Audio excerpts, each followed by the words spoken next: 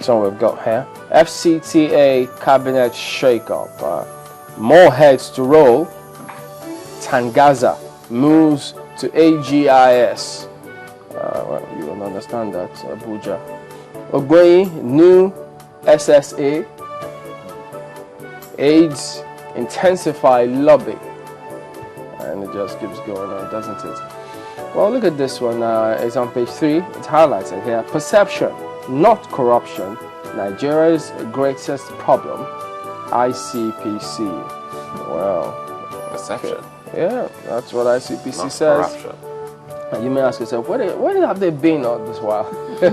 Well, now you have them. Speaking of perception, not corruption. Perhaps means they'll be doing some work behind the scenes. Who knows? You never know.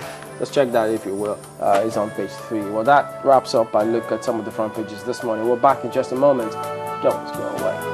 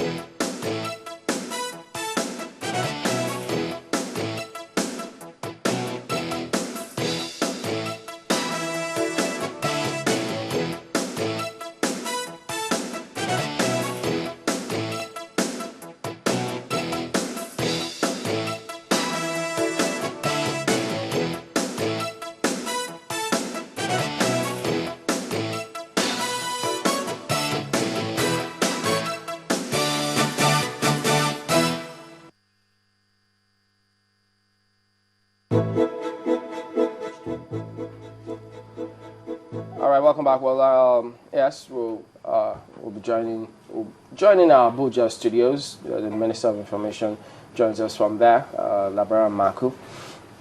Well, a number of issues in the front burner today. And first of all, morning and thank you for joining us today on the program. Well, perhaps we should just start off with this information in the papers where it says that federal government's report rejects compensation for victims. And could you just briefly shed light on that for us before we go on to other matters? What is this story about, if you tell us? I don't have the full details of that story, Suleiman. First of all, let me welcome Nigerians onto this program and to thank you for the opportunity to discuss some of the topical national issues. I'm not very familiar with the details of the story you are citing. I'm also seeing it in the pages of papers today. But the truth is, where we are with the victims of Boko Haram and the crisis itself, it's not a place that the federal government can make a categorical statement on compensation or no compensation. There are so many issues that are involved. And I believe that at this stage, it's not even, we don't have even the full details, of all the victims across the country, particularly in the northern part of the country. And so I don't know where the story was quoted from. I haven't read the story, so I'm not able to speak categorical on it this morning. Okay, well, that said, perhaps let's start off with something related to the Boko Haram issue as well, the call for amnesty by some leaders, especially from that particular region of the country, for the group Boko Haram. Is the government still thinking of granting amnesty to the group, or the stand remains that, well, no amnesty for any terrorist?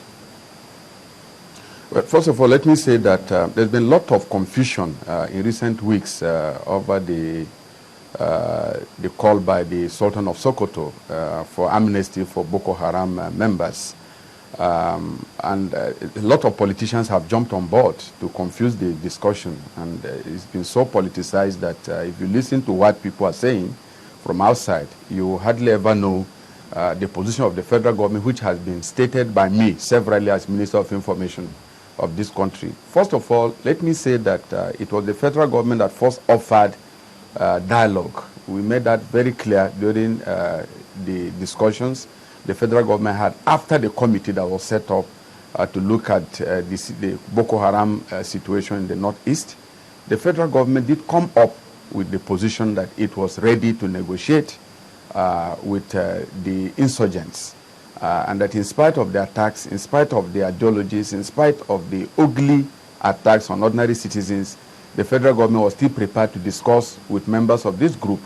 We offered that severally, but nobody really came up to take the call by the federal government for dialogue. And you will recollect that severally some members of the group will issue statements and say they were ready for discussion with the federal government. Another group will come out and say that it's fake and they were not the ones issuing the call for dialogue. And as recently as about 4 weeks ago, the Borno State government announced that they struck a deal with Boko Haram for a truce for negotiation to start. And Nigerians will recall that shortly after, some sections of the group also come out to say that so-called that the agreement with Borno State government was false. And so to restate the position of the federal government, the president has said it personally, and I've repeated it to the nation severally, that the federal government has never ruled out the options of dialogue. We know that in every war, in every conflict, in the end, combatants do come to the negotiation table.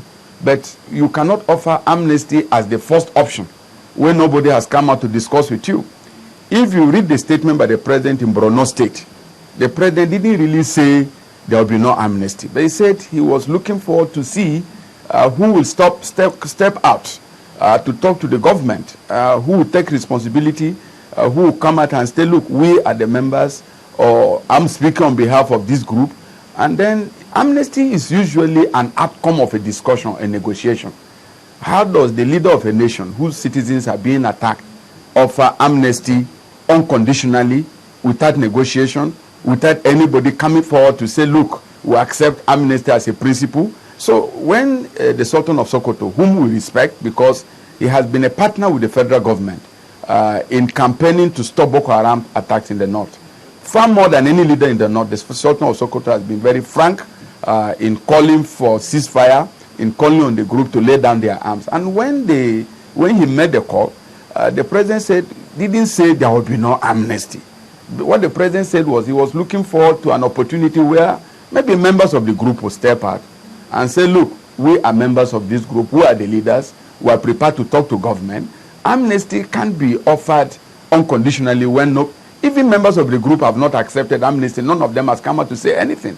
So how does a leader of a nation whose citizens are being attacked and killed in a heinous way, like we're witnessing in Nigeria, just comes out and says there will be amnesty? We should not forget that this terror is not only in Nigeria. In Pakistan, they have been suffering with this for the past 10 years. We have not seen the government of Pakistan come out and say, well, amnesty, or Yemen, amnesty, or Algeria. Yes, amnesty could be part of the solution, but that can only come out in the process of dialogue and negotiations. But how to offer it unconditionally will be very, it's not known. And I think that so much politics have been played over this call by the Sultan of Sokoto.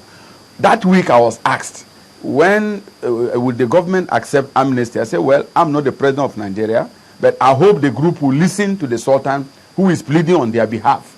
So I think, honestly, Nigerians should not over-politicize this issue. People continue to compare it to the Niger Delta. We must not forget that amnesty in the Niger Delta came after a series of discussions and negotiations led by leaders of the Niger Delta region and the combatants in the creeks. It was after negotiation reached a certain point and there were commitments that the issue of amnesty came up. It was not gratis. It was not just offered without condition and negotiation. So I think politicians should allow this matter to be taken as a security and national issues, and those looking for votes in 2015 should not unduly over-politicize this issue of amnesty. The president never said we are the ones talking about negotiations. And several groups even came out and said they were speaking on behalf of the group. At a point, the Boko Haram announced General Buhari as their spokesperson in the negotiations. And the president said he was prepared